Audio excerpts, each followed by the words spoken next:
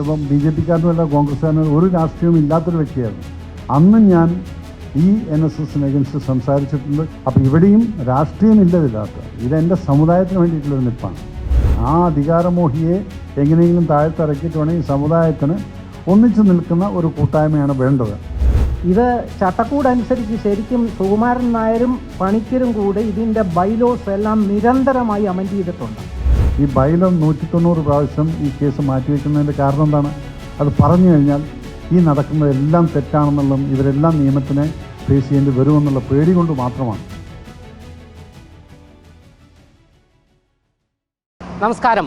സമുദായത്തിനു വേണ്ടി ഒന്നും ചെയ്യാത്ത NSS നേതൃത്വത്തിന് ബദൽ വേണം എന്നുള്ള ആവശ്യവുമായി BJP നേതാവും ചലച്ചിത്ര സംവിധായകനുമായ മേജർ രവി രംഗത്ത് വന്നിരിക്കുകയാണ്.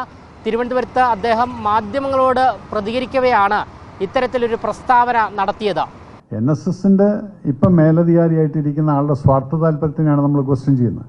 ഇതുപോലെ തന്നെയായിരുന്നു പല സംഘടനകളും ഇതിനെതിരായിട്ട് വന്നിട്ട് പിന്നീട് ആ നിൽക്കുന്ന ആളുകളുടെ സ്വാർത്ഥ താല്പര്യം, അവർക്ക് എങ്ങനെ ഫൈനാൻഷ്യൽ ബെനിഫിറ്റ് ഉണ്ടാക്കാം എന്ന് നോക്കിക്കൊണ്ട് വരുന്ന ഒരു സ്വാർത്ഥ താല്പര്യത്തിലാണ് ഇതെല്ലാം ഛിന്ന ഭിന്നമായിട്ട് പോയിരിക്കുന്നത്. ഞാനും ഇതിനകത്തൊരു ഭാഗമായിരുന്നു. നിലമ്പൂർ മഞ്ചേരി പിള്ളച്ചേട്ടൻ തുടങ്ങിയിട്ടുള്ള സ്ഥാപനത്തിൽ 6000 ചിലനം ആളുകളെ സംഘടിപ്പിച്ച് ഞങ്ങൾ എറണാകുളത്ത് നടത്തിയിട്ടുണ്ട്. അദ്ദേഹം അത്രയും ആത്മാർത്ഥമായിട്ട് സ്വന്തം കയ്യിൽ നിന്ന് കാശെടുത്ത് എല്ലാം നടന്ന് അതിൻ്റെ ഇടയിൽ ഒരാൾ വന്നിട്ട് പ്രശ്നമുണ്ടാക്കി, അതും ഛിന്നഭിന്നമായി പോയി. സോ ഇവിടെ ഞങ്ങൾ ആഗ്രഹിക്കുന്ന എന്താണ്? ഞാൻ പോലും പറഞ്ഞു എനിക്കൊരു അധികാരമോ അല്ലെങ്കിൽ എനിക്ക് ഒരു വിധത്തിലുള്ള പവർ എൻ്റെ അടുത്തല്ല. ഞാൻ മുന്നിൽ നിൽക്കാൻ നിങ്ങൾക്ക് എന്ത് രീതിയിലും വേണമെങ്കിലും. ഇവിടെ സ്വാർത്ഥതയില്ലാത്ത ആളുകളെ മാത്രമേ നമുക്ക് അക്സെപ്റ്റ് ചെയ്യാം. അതിപ്പോൾ ഇപ്പോൾ പറഞ്ഞ കാര്യം, ആ ചോദ്യം ഇവർക്ക് എല്ലാവർക്കുമുള്ളൊരു ചോദ്യമാണത്. അതെന്തുകൊണ്ടത് ഛിന്ന ഭിന്നമായി പോയെന്നുള്ളതിൻ്റെ കാരണം ഇതായിരുന്നു. സ്വാർത്ഥ താല്പര്യങ്ങളായിട്ടുള്ള ഇൻഡിവിജ്വൽസിൻ്റെ സ്വാർത്ഥ താല്പര്യങ്ങൾ, ഇൻഡിവിജ്വൽസിൻ്റെ അധികാരമോഹം. ഇവിടെയും ഇപ്പോൾ അതാണ് നടക്കുന്നത്. ആ അധികാരമോഹിയെ എങ്ങനെയെങ്കിലും താഴ്ത്തിറക്കിയിട്ട് വേണമെങ്കിൽ സമുദായത്തിന് ഒന്നിച്ചു നിൽക്കുന്ന ഒരു കൂട്ടായ്മയാണ് വേണ്ടത്. ആൻഡ് ഐ എക്സ്പെക്റ്റ് മുന്നിൽ നിന്നുകൊണ്ട് അത് ലീഡ് ചെയ്യാൻ സാധിക്കും. ആ സ്വാർത്ഥതയില്ലാതെ, കാരണം എനിക്കൊരു പൊസിഷൻ വേണ്ടാന്ന് പറഞ്ഞു കഴിഞ്ഞാൽ തന്നെ അവിടെ തന്നെ കഴിഞ്ഞു. ബാക്കിയുള്ളവരെ കൊണ്ട് നടത്തുന്നവർക്ക് സപ്പോർട്ട് ചെയ്യാനുള്ളൊരു മനസ്ഥിതിയോടുകൂടി നമ്മൾ മുന്നോട്ട് പോയി കഴിഞ്ഞാൽ ഈ സ്ഥാപനം മുന്നോട്ട് പോകാൻ സാധിക്കും. ഒറ്റ ഉത്തരമേ വേണ്ടൂ. ഈ ബൈലോ എന്താണ്, അതിൻ്റെ കേസ് എന്തുകൊണ്ട്, ആ ബൈലോ മാത്രം പുറത്തോട്ട് വരുത്തിക്കുക എന്നുള്ളതാണ് ആദ്യത്തെ ഒരു സംരംഭം. ഈ ബൈലോ 190 പ്രാവശ്യം ഈ കേസ് മാറ്റിവെക്കുന്നതിൻ്റെ കാരണം എന്താണ്? അത് പറഞ്ഞു കഴിഞ്ഞാൽ ഈ നടക്കുന്നതെല്ലാം തെറ്റാണെന്നുള്ളതും ഇവരെല്ലാം നിയമത്തിനെ ഫേസ് ചെയ്യേണ്ടി വരുമെന്നുള്ള പേടി കൊണ്ട് മാത്രമാണ്. ആ പേടിയെ മാറ്റണമെങ്കിൽ അതിനാണ് നമുക്ക് വേണ്ടത്. നല്ലൊരു lawyer community has to be that we will do it. And we are expecting that when you start something definitely ആ ഒരു പോസിറ്റീവ് ആറ്റിറ്റ്യൂഡ് തന്നെയാണ് നമ്മൾ തുടങ്ങുന്നത്. അതുണ്ടായിരിക്കും. ഇപ്പോൾ ഇതുവരെ നടന്നിട്ടുള്ളതുപോലെ ഉണ്ടാവാതിരിക്കട്ടെ എന്ന് പ്രാർത്ഥിച്ചുകൊണ്ടാണ് ഞാൻ തുടങ്ങുന്നത്. ഇവിടെയാണ് ഞാൻ പറയുന്നത്, ഞാൻ ഇന്ന് ഇവിടെ വന്നിരിക്കുന്നത് എൻ്റെ ഒരു രാഷ്ട്രീയം എന്നുള്ളതെല്ലാം, പക്ഷെ അവരുമായിട്ട് യാതൊരു വിധത്തിലുള്ള ബന്ധമില്ല അതിനകത്ത്. ഞാൻ വെറും ഒരു നായരായി വന്നിരിക്കുന്നതാണ്. കാരണം എൻ്റെ സ്ഥലത്ത്, കൂറ്റനാട് എന്ന സ്ഥലത്ത് ഞാനെല്ലാം ആരാധിച്ചിരുന്ന ഗംഗാരം വൈദ്യർ അദ്ദേഹം ഇന്നില്ല. അദ്ദേഹത്തെ ഇൻസൾട്ട് ചെയ്ത് വിട്ടുള്ള 40 ഏക്കർ സ്ഥലം ഞങ്ങളെല്ലാവരും കൂടെ, എൻ്റെ അച്ഛനും അതിനകത്ത് 40 രൂപ മറ്റോ ഇട്ടിട്ടുണ്ടായിരുന്നു. ഇത് വാങ്ങിച്ച് 40 ഏക്കർ സ്ഥലം 1973 വാങ്ങിച്ചിട്ട് കോളേജിന് വേണ്ടിയിട്ടായിരുന്നു ആ തൃത്താല സൈഡിൽ ഞങ്ങൾക്ക് വേണമെന്ന് പറഞ്ഞ് വാങ്ങിച്ചു കൊടുത്തത്. അതിനെയാണ് ഇദ്ദേഹം കഴിഞ്ഞൊരു 15 വർഷം മുന്നേ 10 ഏക്കർ ഒരു കോറിക്കാർക്ക് വിറ്റ് കൊടുത്തത്. അതിൻ്റെ പേരിലായിരുന്നു ഞാൻ ആദ്യമായിട്ട് പിന്നെ ഗംഗാരം വൈദ്യരെ കണ്ടതും. ഗംഗാരേട്ടൻ എൻ്റെ അടുത്ത് പറയുന്ന സമയത്ത് അദ്ദേഹത്തിൻ്റെ കണ്ണ് നിറഞ്ഞിട്ടുണ്ടായിരുന്നു. ആ കണ്ണ് നിറഞ്ഞ് ഇന്നും എൻ്റെ മനസ്സിനകത്ത് നിൽക്കുന്നുണ്ട്. അവിടെ അന്ന് ഞാൻ BJP കാരനുമല്ല കോൺഗ്രസ്സുകാരനും ഒരു രാഷ്ട്രീയവും ഇല്ലാത്തൊരു വ്യക്തിയായിരുന്നു. അന്ന് ഞാൻ ഈ NSSന് അഗൻസ്റ്റ് സംസാരിച്ചിട്ടുണ്ട്. കാരണം എന്ന് വെച്ചാൽ ഗംഗാരം വൈദ്യർ എന്ന് പറയുന്ന 80 വയസ്സായിട്ടുള്ളൊരു വ്യക്തിയുടെ കണ്ണിൽ നിന്ന് വെള്ളം വന്നത് എന്താണെന്നറിയോ? രവി, ഞാനവിടെ പെരുന്നയിൽ പോയിട്ട് നമ്മുടെ ഇത് എന്തുകൊണ്ട് ഇങ്ങനെ നടന്നു എന്നുള്ള അദ്ദേഹത്തോട് ചോദിച്ചപ്പോൾ പറയാൻ, താൻ ആദ്യം എന്നോട് പറഞ്ഞു, താനെന്ന് പറഞ്ഞു. അദ്ദേഹത്തെക്കാൾ എനിക്ക് വയസ്സ് കൂടുതലുണ്ട്. എന്നോട് പറഞ്ഞു, താൻ ആദ്യം പോയി ഹൈക്കോടതി കൊടുത്തിട്ടുള്ള കേസ് വിഡ്രോ ചെയ്യുക ആ കോറിക്ക് അഗൻസ്റ്റുള്ളത്, അതിനുശേഷം നമുക്ക് സംസാരിക്കാം. അപ്പോൾ ഇത്രയധികം ഇൻസൾട്ടുകൾ സഹിച്ചിട്ടുള്ള ആളുകൾക്ക് വേണ്ടിയിട്ടാണ് ഞാൻ പറയുന്നത്. അല്ലെങ്കിൽ ഞാനൊരു പാർട്ടിക്ക് വേണ്ടിയിട്ടോ അല്ലെങ്കിൽ എൻ്റെ പാർട്ടിയുടെ ഒരു വിധത്തിലുള്ള അജണ്ടയും ഇതിനകത്ത് ഞാൻ കയറ്റുന്നില്ല. ഞാനിപ്പോൾ ഇലക്ഷൻ നിന്നിട്ടുണ്ടായിരുന്നു. ഞാൻ ഒരു വിധത്തിലും NSSൻ്റെ അടുത്ത് പോയിട്ട് എനിക്ക് വോട്ട് തരണമെന്ന് ഞാൻ പറഞ്ഞിട്ടില്ല. ഞാൻ ഒരു ജാതി മത ഭേദമില്ലാതെ ഞാൻ വോട്ട് ചോദിച്ചിട്ട് തന്നെയാണ് ഞാൻ 19,000 വോട്ട് കഴിഞ്ഞ പ്രാവശ്യം കിട്ടിയതിനേക്കാൾ കൂടുതൽ ഞാൻ വാങ്ങിച്ചിരിക്കുന്നത്. അവിടെ ഒരു വിധത്തിൽ ഞാൻ രാഷ്ട്രീയം പറഞ്ഞിട്ടില്ല അവിടെ. അപ്പോൾ ഇവിടെയും രാഷ്ട്രീയമില്ലതില്ലാത്ത ഇതെൻ്റെ സമുദായത്തിന് വേണ്ടിയിട്ടുള്ളൊരു നിപ്പാണ്. അതിനകത്ത് ഞാൻ സമുദായത്തിന് വേണ്ടി സംസാരിക്കും, അവിടെ ഞാൻ രാഷ്ട്രീയം കൊണ്ടുവരില്ല, അതൊരു ഉറപ്പാണ്.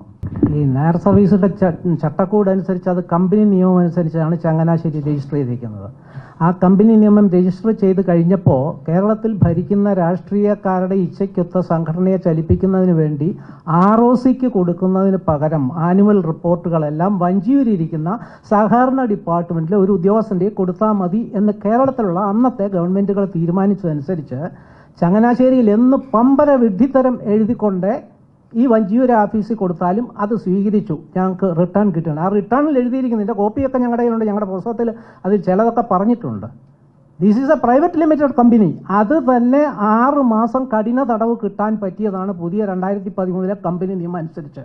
എന്ന് പറഞ്ഞാൽ സുകുമാരൻ നായർ കൊടുത്തിരിക്കുന്ന റിട്ടേണുകൾ പലതും ക്രിമിനൽ കുറ്റങ്ങൾ അടങ്ങിയതാണ് പുതിയ കമ്പനി നിയമം 2013. പക്ഷേ ഹൈക്കോടതിയിൽ 3 കേസുകളുണ്ട്, ഞാനും കൊടുത്തിട്ടുണ്ട്. ഞാനും ഒറ്റപ്പാലത്തെ പ്രൊഫസർ VP ഹരിദാസ് ഒരു കേസ് കൊടുത്തിട്ടുണ്ട്. ഈ കേസ് 93 പ്രാവശ്യം മാറ്റിവെച്ചതും ഞങ്ങൾ ആവശ്യപ്പെട്ടിട്ടല്ല.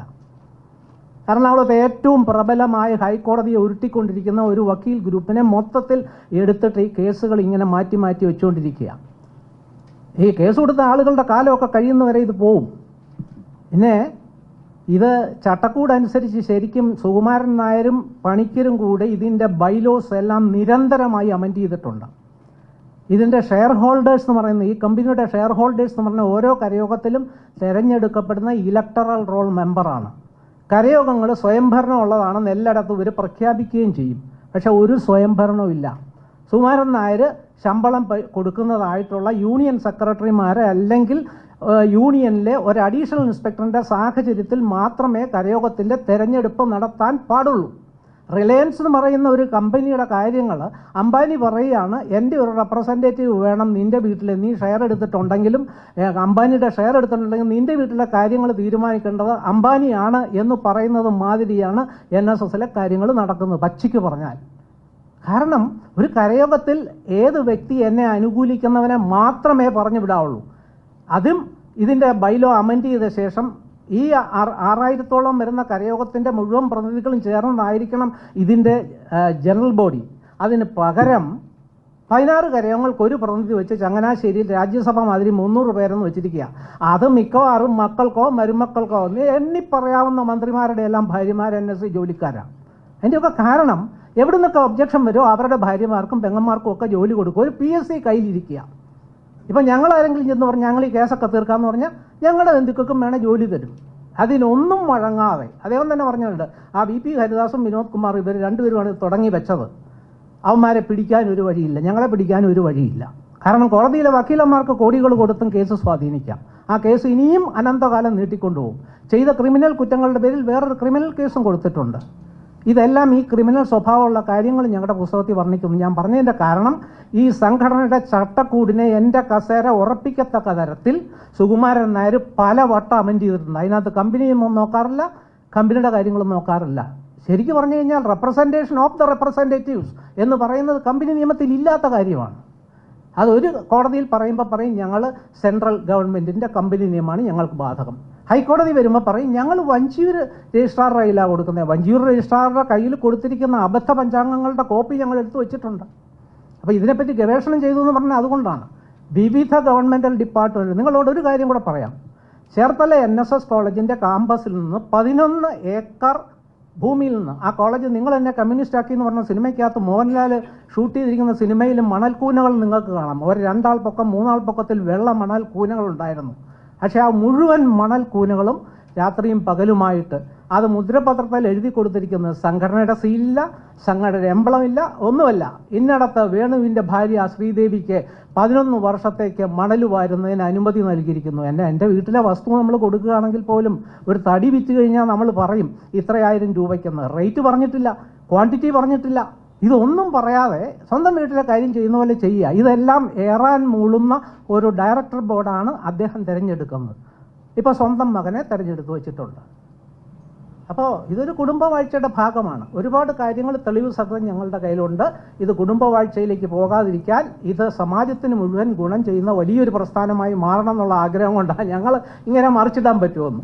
മറിച്ചിടാൻ അത്ര എളുപ്പമല്ല. കാരണം ബൈലോ ആ തരത്തിലെല്ലാം അമെൻഡ് ചെയ്ത് വെച്ചിട്ടുണ്ട്. അത്ര എളുപ്പമല്ല. അതാണ് കോടതിയിൽ പോയത്. കോടതിയിൽ നിന്ന് നീതി കിട്ടുമെന്ന് ഞങ്ങൾക്ക് അറിയത്തില്ല. കമ്പനി നിയമം ബാധകമാണെന്നുണ്ടെങ്കിൽ ROC എന്ന് പറഞ്ഞ ഒരാൾക്കാണ് കൊടുക്കേണ്ടത്. 4 എസ്റ്റേറ്റുകളിൽ ഏതെങ്കിലും എസ്റ്റേറ്റ് സത്യത്തിന് വേണ്ടി ഒരു തൂലികയിൽ ഒരു തുള്ളി മഷി ഉപയോഗിച്ച് കഴിഞ്ഞാൽ ഇത് ഓവർകം ചെയ്യാൻ പറ്റും.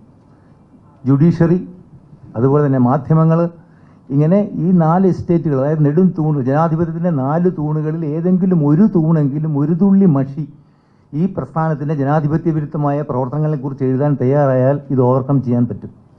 ഉദാഹരണം പറഞ്ഞാൽ 1717 എന്ന് പറയുന്ന ഒരു കേസ് നമ്പറാണ്. ആ കേസ് നമ്പർ 83 പ്രാവശ്യം, അതായത് പെരുന്ന NSSൽ നടക്കുന്നത് ജനാധിപത്യ വിരുദ്ധമായ തിരഞ്ഞെടുപ്പുകളാണെന്നും ഈ കമ്പനി ആക്ടിനെ കുറിച്ചുള്ള എല്ലാ സത്യസന്ധമായ വിഷയങ്ങളും അവതരിപ്പിച്ചിട്ടുള്ളൊരു കേസാണ്. നാം ചിന്തിക്കണം, നമ്മുടെ ജുഡീഷ്യറിയോട് വളരെ ബഹുമാന പുരസ്സരം കാലിൽ തൊട്ട് അപേക്ഷിക്കുകയാണ്.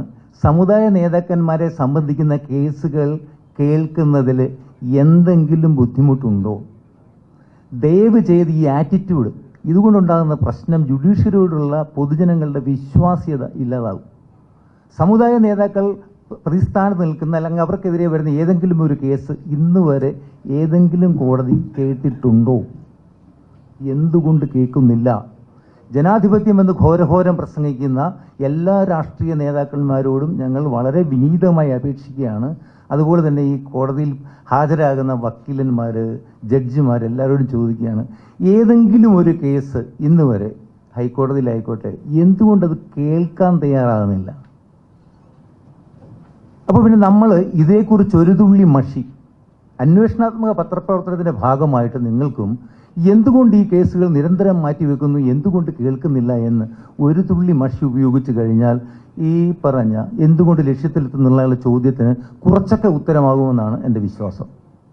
മേജർ രവി പറഞ്ഞു വയ്ക്കുന്നത് ഇങ്ങനെയാണ്: അധികാരമോഹിയെ എങ്ങനെയെങ്കിലും താഴെ ഇറക്കണം, എന്നാൽ ഈ നീക്കത്തിന് എൻ്റെ രാഷ്ട്രീയവുമായി ബന്ധമില്ല, ഞാൻ വെറും ഒരു നായരാണ് വന്നിരിക്കുന്നത് എന്നും മേജർ രവി പറഞ്ഞു. NSS സംരക്ഷണ സമിതിയുടെ പേരിലാണ് മേജർ രവി തിരുവനന്തപുരത്ത് വാർത്താ സമ്മേളനം നടത്തിയത്.